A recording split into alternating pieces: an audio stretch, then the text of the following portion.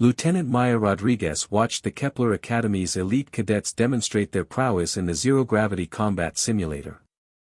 The Zephyrians moved like liquid mercury, their 4 arms manipulating controls with impossible precision while their enhanced neural implants processed tactical data at superhuman speeds. The crystalline Vortani cadets phased partially through obstacles, their silicon-based physiology allowing them to alter their molecular density at will.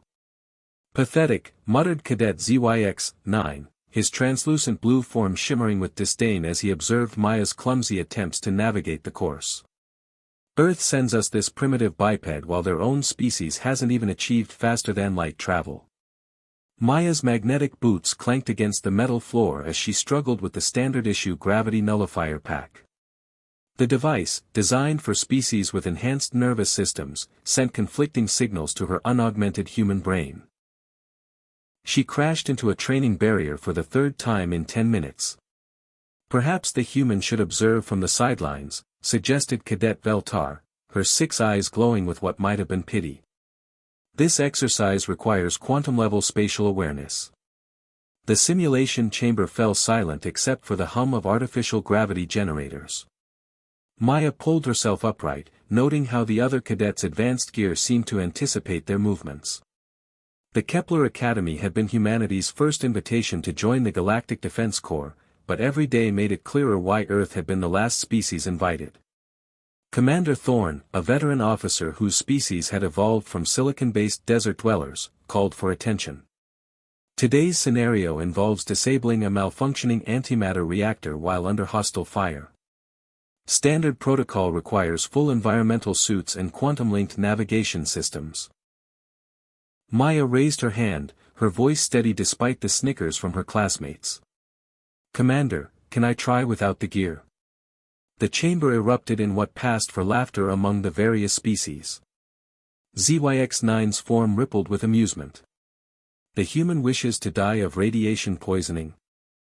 "Fascinating," Commander Thorne said, his granite-like features unreadable. "Explain your reasoning, Cadet Rodriguez." "The gear is interfering with my natural spatial processing," Maya replied, beginning to unbuckle her gravity nullifier.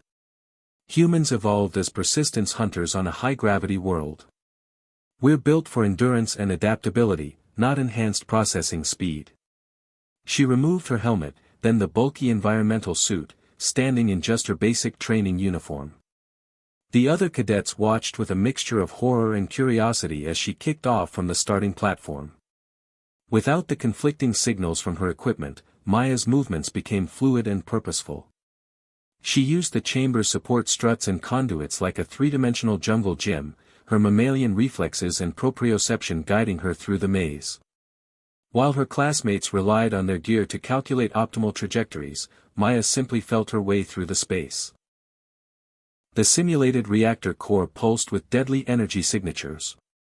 Maya's enhanced classmates hung back, their sensors calculating safe approach vectors. Maya, however, recognized something they missed: the reactor's magnetic field created dead zones where the radiation couldn't penetrate. She navigated by instinct, following magnetic field lines her body could sense through tiny variations in the metal around her. "Impossible," breathed Veltar as Maya reached the reactor core in record time. "She has no quantum processors, no enhanced neural pathways." Maya's fingers found the manual shutdown sequence, muscle memory from countless hours studying Earth's primitive fusion reactors. The reactor powered down just as simulated enemy fire filled the space where her gear-laden classmates still struggled to navigate. Commander Thorne's mandibles clicked approvingly. "Remarkable.